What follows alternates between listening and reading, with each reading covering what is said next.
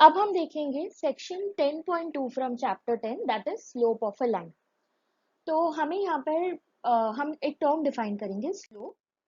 तो let us से हमारा यहाँ पर कार्टेशियन प्लेन है, ये एक्स एक्सिस है, यहाँ पर वाई एक्सिस है।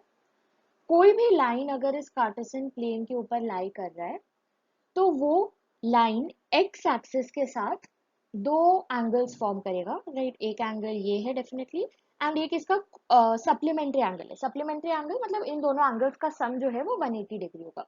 ये दो एंगल्स फॉर्म होंगे इस लाइन के एक्स एक्सिस के साथ, ठीक है। तो हम यहाँ पर इस एंगल को थीटा लिख देते हैं, तो ये एंगल हो जाएगा 180 डिग्री माइनस थीटा। थीटा को हम डिफाइन करते हैं as the inclination of the line. इस लाइन का इंक्लिनेशन जो है वो है थीटा, ठीक है, विच इज बेसिकली जो एंगल ये लाइन बना रहा है with positive direction of x axis. ये एंगल जो है 180 माइनस थीटा, ये negative direction of x axis के साथ एंगल बना हुआ है। जो एंगल इसने पॉजिटिव डायरेक्शन के साथ बनाया है वो है theta. Okay, so this is the angle made by the line with positive direction of x axis। x axis के पॉजिटिव डायरेक्शन के साथ जो एंगल बन रहा है वो थीटा है, जिसे हमने नाम दिया है इंक्लिनेशन। इस लाइन का इंक्लिनेशन है। अब हम ऑब्वियसली देख सकते हैं कि थीटा जो है वो लाई करेगा 0 डिग्री से लेके 180 डिग्री तक, राइट। 0 डिग्री तब होगा जब ये लाइन एकदम ही एक्स एक्सिस के पैरेलल हो जाए। 180 डिग्री भी तभी होगा जब एक्स एक्सिस के पैरेलल है, बस ये पूरा का पूरा रिवर्स्ड हो जाएगा, राइट। उस वे में हम थीटा को डिफाइन कर सकते हैं। And theta equal to 90 degree कब होगा? जब ये लाइन वाई एक्सिस के पैरेलल हो जाए, राइट। ये एंगल 90 हो जाए तो वाई एक्सिस के पैरेलल होगा। So line is parallel to y axis and theta equal to 0 degree, line is parallel to x axis। अब हम नेक्स्ट टर्म डिफाइन करते हैं स्लोप। अगर हमारे पास थीटा है इंक्लिनेशन ऑफ द लाइन, तो हम स्लोप डिफाइन करते हैं स्लोप ऑफ द लाइन, या फिर हम उसे ग्रेडियंट भी कहते हैं, gradient of the line, that is given as tan theta। gradient of the line which is equal to tan of the inclination, that is tan of theta।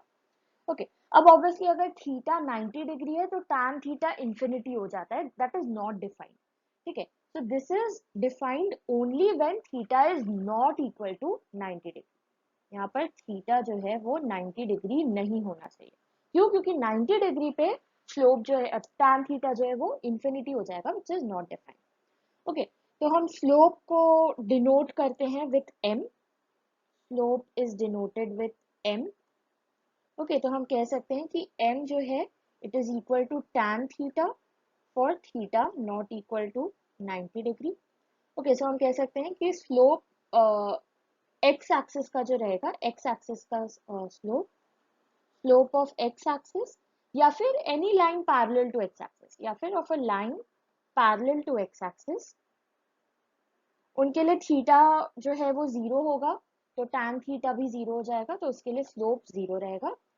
And अगर y axis का हम slope की बात करें, y axis का slope, या फिर कोई लाइन पैरेलल है y एक्सिस के, उसकी स्लोप की बात करें, तो that is not defined. This is x axis, and y axis के लिए इट इज नॉट डिफाइंड, ठीक है। इसके लिए हम लोग स्लोप डिफाइन ही नहीं कर सकते। स्लोप डिफाइंड ही तब होता है जब लाइन y एक्सिस के पैरेलल ना हो। अब लेट्स से हमें कार्टेशियन प्लेन पे दो पॉइंट्स गिवन है, एंड उन दो पॉइंट से जो लाइन फॉर्म हो रहा है हमें उसका स्लोप कैलकुलेट करना है। ओके, सो हमें चाहिए slope of a line when coordinates of any two points on the line are given. तो हमारे पास उस लाइन के किन्हीं भी दो पॉइंट्स का कोऑर्डिनेट्स है, हमें उसका स्लोप बताना है। When any two points on the line are given. Okay, तो अगर हम पिक्टोरियली देखें, let us say this is the y axis, this is the x axis. यहाँ पर हमारे पास लाइन कुछ इस तरह है एंड हमारे पास दो पॉइंट्स के कोऑर्डिनेट है। लेट अस से यहाँ पर पॉइंट P है जिसका कोऑर्डिनेट है x1, y1 एंड एक पॉइंट Q है जिसके कोऑर्डिनेट्स है x2, y2। हमें इस लाइन का स्लोप बताना है, राइट। तो इस लाइन का जो स्लोप होगा, पहले हम इंक्लिनेशन अगर देखें, दैट इज एंगल थीटा। तो ये लाइन जो एक्स एक्सिस के साथ एंगल बना रहा है, पॉजिटिव एक्स एक्सिस के साथ, वो है थीटा, राइट। तो ये थीटा है। अब हम यहाँ पर ये कर सकते हैं कि लेटस से हम इन यहाँ पर एक ये राइट ट्रायंगल कंस्ट्रक्ट करें, ठीक है, इस तरीके का। तो हम देख सकते हैं कि ये लाइन जो है ये एक्स एक्सिस के पैरेलल है, so this angle will also be theta. तो जो स्लोप है लाइन का, दैट इज जिसे हम m से रिप्रेजेंट कर रहे हैं, जो कि होगा tan थीटा, राइट। तो हम थीटा ये भी कंसिडर कर सकते हैं, ये भी कर सकते हैं।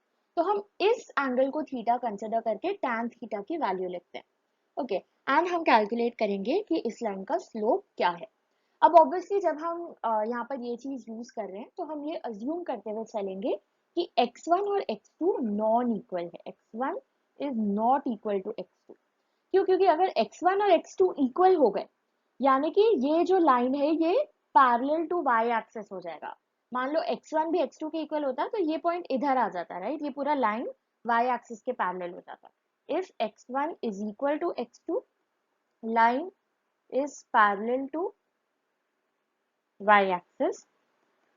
एंड अगर line parallel to y axis है तो उसका स्लोप हमें ऑलरेडी पता है कि वो डिफाइंड ही नहीं है, तो हम उस केस के लिए ये चीज कैलकुलेट ही नहीं कर पाएंगे। तो हम जब भी ये फॉर्मूला यूज कर रहे हैं, हम ये अज्यूम करते हुए चल रहे हैं कि x1 और x2 नॉन इक्वल है। अब हम इसे दो केसेस में डिवाइड करते हैं। पहला केस ये जब थीटा एक्यूट एंगल है, एंड दूसरा केस ये जब थीटा ऑब्ट्यूस एंगल है, एंड हम दोनों के लिए स्लोप कैलकुलेट करने की कोशिश करेंगे। तो हम फर्स्ट केस कंसिडर करते हैं जब थीटा एक्यूट एंगल है। तो अगर एक्यूट एंगल है तो वो एंगल जो है लेस देन 90 डिग्री होगा। तो हमारा लाइन कुछ इस तरीके का होगा, राइट। ये एंगल थीटा है which is acute less than 90 degree. तो लेट अस से हमारे पास दो पॉइंट्स के कोऑर्डिनेट्स है। यहाँ पर पॉइंट P है x1, y1 एंड यहाँ पॉइंट Q है x2, y2। तो हम एक राइट ट्रायंगल कंसिडर कर रहे हैं। लेट अस से ये पॉइंट M है, ये 90 डिग्री एंगल है, ये थीटा है। तो जो स्लोप है M वो हो जाएगा tan थीटा। ट्रिग्नोमेट्रिक रेशियो से हम tan थीटा लिख सकते हैं QM बाय PM। अब अगर हम QM देखें, QM जो है उसे हम लिख सकते हैं, लेट अस से ये पॉइंट R है, तो हम QM को लिख सकते हैं as QR minus MR, okay. QR जो डिस्टेंस है, इस पॉइंट Q का डिस्टेंस है फ्रॉम x एक्सिस, जो कि इसका y कोऑर्डिनेट होगा, that is y2। And mr जो डिस्टेंस है वो है पॉइंट m का डिस्टेंस फ्रॉम x एक्सिस। अब हम देख सकते हैं पॉइंट m और पॉइंट p दोनों का डिस्टेंस x एक्सिस से सेम होगा, राइट। जो डिस्टेंस ये है वही डिस्टेंस ये भी होगा, एंड ये डिस्टेंस हमें पता है y1 है। सो qm जो है ये हो जाएगा y2 minus y1। Same logic से हम pm कैलकुलेट कर सकते हैं। pm को हम लिख सकते हैं एज, लेट अस से ये पॉइंट ओरिजिन है, तो ये हो जाएगा O R minus O, late us से के। तो ओ आर माइनस ओ के। ओ आर जो है वो है पॉइंट क्यू का डिस्टेंस फ्रॉम वाई एक्सिस, जो कि हो जाएगा x2।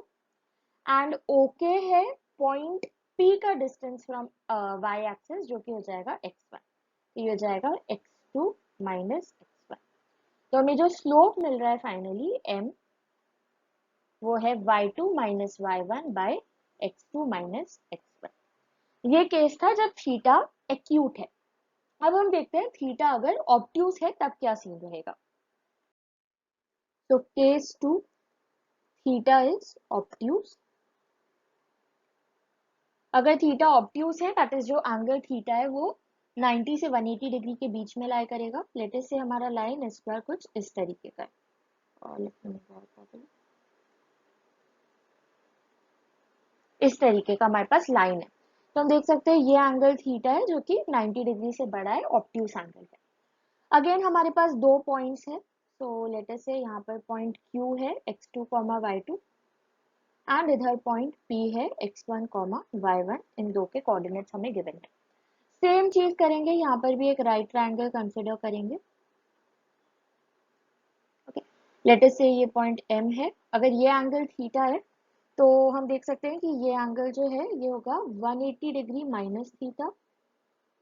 तो सेम एंगल यहाँ पर भी आ जाएगा 180 माइनस थीटा। तो हम सबसे पहले tan 180 माइनस थीटा कैलकुलेट करते हैं। हमें पता है tan 180 माइनस थीटा जो है वो सिंपली हो जाएगा माइनस tan थीटा। ओके, तो हमें हमें चाहिए एक्चुअली tan थीटा, स्लोप की वैल्यू है tan थीटा, m जो है वो होता है tan थीटा, तो ये हो जाएगा minus of tan 180 minus theta. अब हम tan 180 minus theta right triangle से कैलकुलेट कर सकते हैं, राइट। tan 180 माइनस थीटा जो है 180 minus theta is this angle, तो ये हो जाएगा QM by MP। Same logic से QM को हम लिख सकते हैं ये पूरा distance that is y2 minus MP हो जाएगा ये distance that is y1। Okay, sorry, QM by M this point, let's say ये पॉइंट R है, सो QR माइनस MR, तो y2 minus y1। Okay, and MP को हम लिख सकते हैं अगेन सेम लॉजिक से, ये पूरा डिस्टेंस ओरिजिन से पॉइंट P तक का जो डिस्टेंस है ये हो जाएगा x1 माइनस y एक्सिस से पॉइंट Q तक का डिस्टेंस दैट इज x2। तो यहाँ पे x1 माइनस x2 आ रहा है। अगर हम यहाँ पर नेगेटिव के साथ इसे लगाए तो ये हो जाएगा minus of y2 minus y1 by x1 minus x2। अगर हम माइनस को डिनोमिनेटर में यहाँ ले जाए तो हो जाएगा y2 minus y1 by x2 minus x1। यही चीज हमें लास्ट केस में भी मिली थी। तो हम कंक्लूड कर सकते हैं कि दोनों केसेस के लिए हमेशा जो फॉर्मूला है स्लोप का वो सेम रहेगा, that is y2 minus y1 by x2 minus x1, irrespective of whether theta जो है वो एक्यूट है या ऑब्ट्यूज है। ऑब्वियसली यहाँ पर x1 और x2 नॉन इक्वल होने चाहिए, तभी हम स्लोप डिफाइन कर पाएंगे। अब हम देखते हैं conditions for parallelism and perpendicularity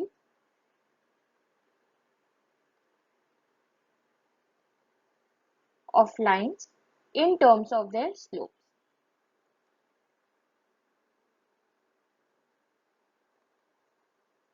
ठीक है, तो हमें दो लाइंस के स्लोप्स मान लो गिवन है, हमें बताना है मतलब हमें ये कंडीशंस फाइंड करने हैं कि दो लाइंस अगर पैरेलल होंगी तो उनके स्लोप्स का क्या रिलेशन होना चाहिए।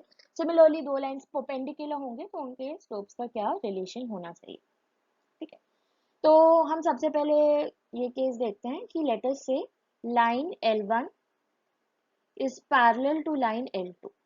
इस सिनेरियो में स्लोप्स कैसे होंगे। तो अगर हम ग्राफिकली देखें दो लाइंस जब पैरेलल होंगे एक दूसरे के तो वो किस तरह के दिखेंगे।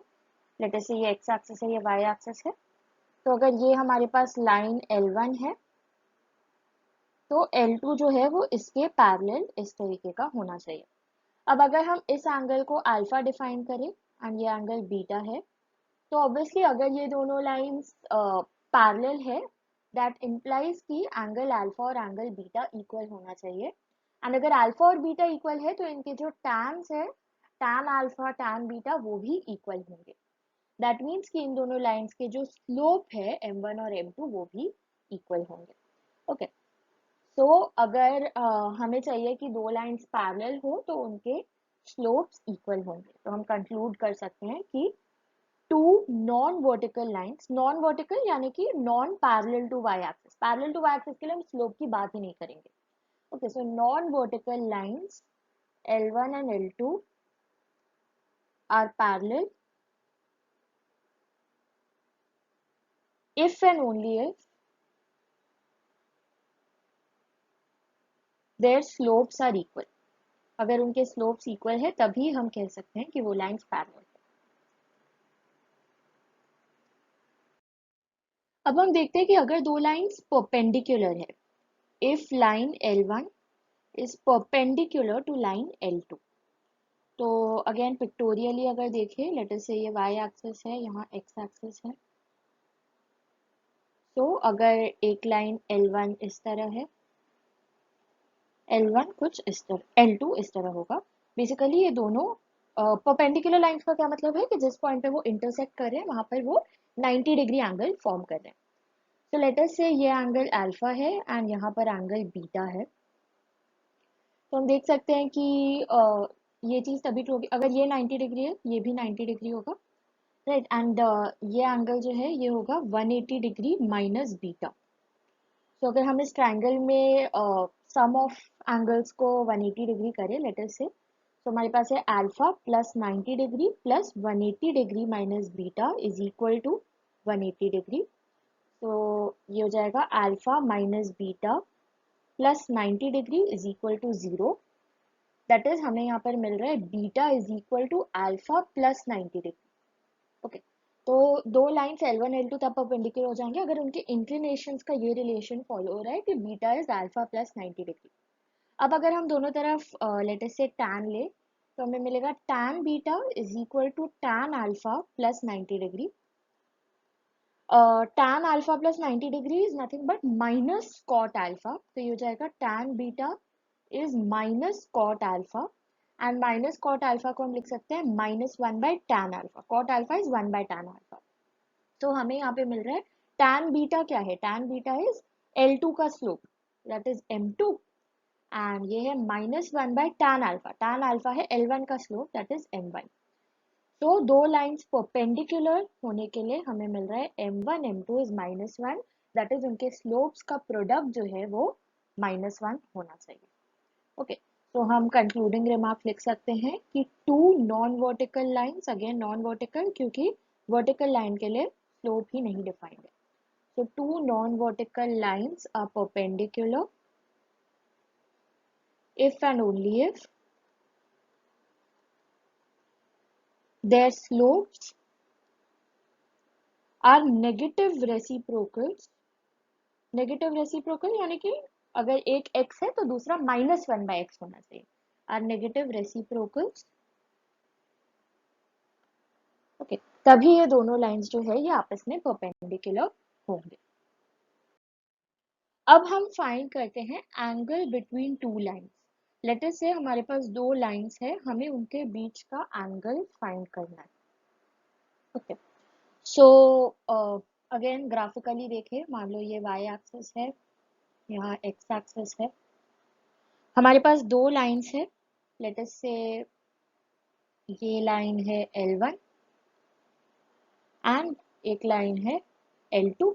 दोनों ही नॉन वर्टिकल लाइंस है, कोई भी पैरेलल टू y एक्सिस नहीं। Okay, so let us say L1 का इंक्लिनेशन अल्फा 1 है एंड L2 का इंक्लिनेशन अल्फा 2 है। ओके, तो दोनों के स्लोप्स हमें पता है, M1 जो है दैट इज L1 का स्लोप हो जाएगा tan of alpha 1 and M2 that is L2 का स्लोप हो जाएगा tan ऑफ अल्फा 2। हमारे पास दोनों के स्लोप्स है। अब हमें पता है कि जहां पर ये दोनों पॉइंट्स इंटरसेक्ट करेंगे वो एक एंगल फॉर्म कर रहे होंगे। सो लेट अस से कि यहाँ पर ये एंगल जो ये फॉर्म कर रहे हैं this angle is theta. Okay, and let us से ये एंगल फाई है। हम ऑब्वियसली देख सकते हैं कि थीटा प्लस फाई जो है ये 180 डिग्री होगा, ये पूरा एंगल जो ये फॉर्म कर रहे होंगे, राइट। तो अगर ये एंगल थीटा है तो हम वर्टिकली ऑपोजिट एंगल इसे भी थीटा कह सकते हैं, राइट। सो सेम लॉजिक से अगर ये एंगल अल्फा 2 है तो ये हो जाएगा 180 डिग्रीज माइनस अल्फा 2। तो हम लिख सकते हैं alpha 1 plus theta plus 180 degrees minus alpha 2 is equal to 180 degrees. Sum जो है इन तीनों का 180 डिग्रीज होना चाहिए। देयरफॉर हमें मिल रहा है alpha 1 plus theta minus alpha 2 is 0। That is theta को हम लिख सकते हैं alpha 2 minus alpha 1 and obviously alpha 1 और अल्फा 2 दोनों ही 90 डिग्री नहीं है, राइट। 90 डिग्री होते ही स्लोप नॉन डिफाइंड हो जाएगा। तो ये हमें थीटा मिल रहा है। अब हम tan थीटा यहाँ पर लिख सकते हैं, tan थीटा हो जाएगा tan of alpha 2 minus alpha 1। Basically हमें थीटा ही चाहिए, राइट, जो एंगल ये दो लाइंस के बीच में फॉर्म हो रहा है। तो जाएगा tan अल्फा 2 माइनस अल्फा 1। तो ये हम लिख सकते हैं tan alpha 2 minus tan alpha 1 by 1 plus tan alpha 2 tan alpha 1, right. तो again tan alpha 2 is M2 tan alpha 1 is m1 by 1 plus m1 m2।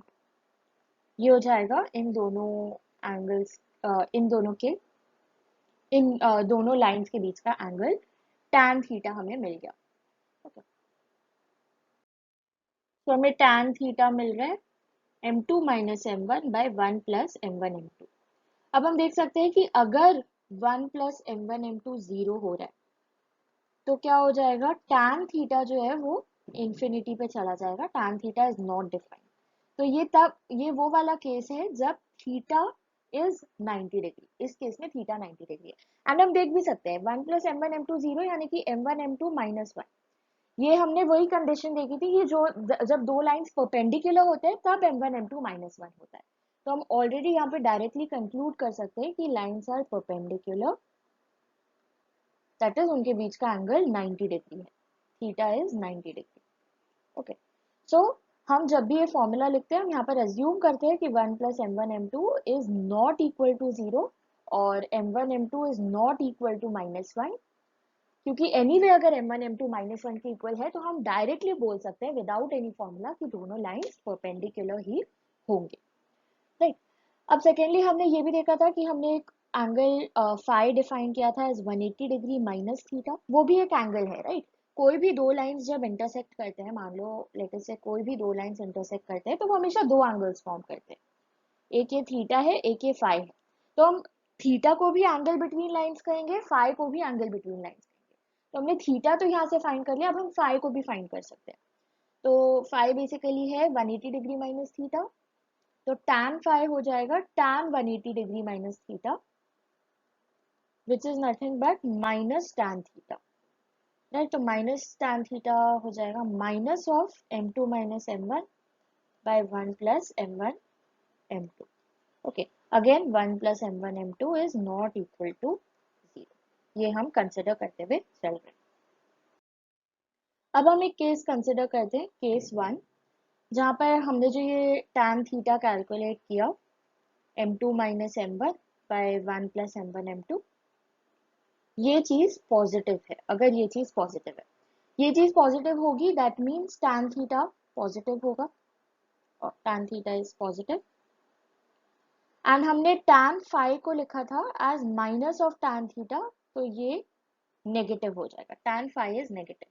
अब tan थीटा पॉजिटिव हो रहा है, किसी भी एंगल का टैंजेंट अगर पॉजिटिव है तो हम कह सकते हैं कि ये एंगल जो है थीटा वो है एक्यूट, एंड tan फाई अगर नेगेटिव हो रहा है दैट मीन्स फाई जो है वो है obtuse angle, phi is obtuse.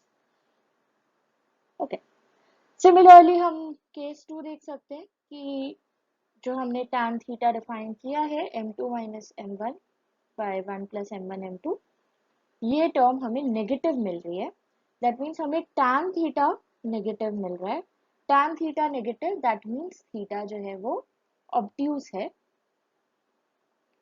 And tan theta negative है यानी कि tan फाई पॉजिटिव होगा, सो फाई इज एक्यूट।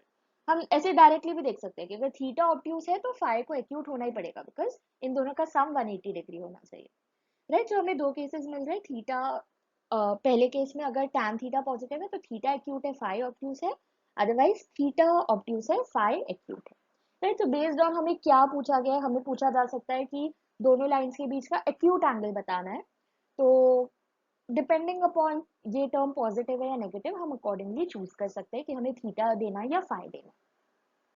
इन दोनों केसेस से हम ये कंक्लूड कर सकते हैं कि जो एक्यूट एंगल होगा, acute angle between lines 1 and 2, वो हमेशा इस quantity m2 minus m1 by 1 plus m1 m2 इसका मैग्नीट्यूड होगा, दैट इज अगर लेटर से ये एंगल कुछ अल्फा है तो tan अल्फा जो है वो होगा magnitude of m2 minus m1 by 1 plus m1 m2।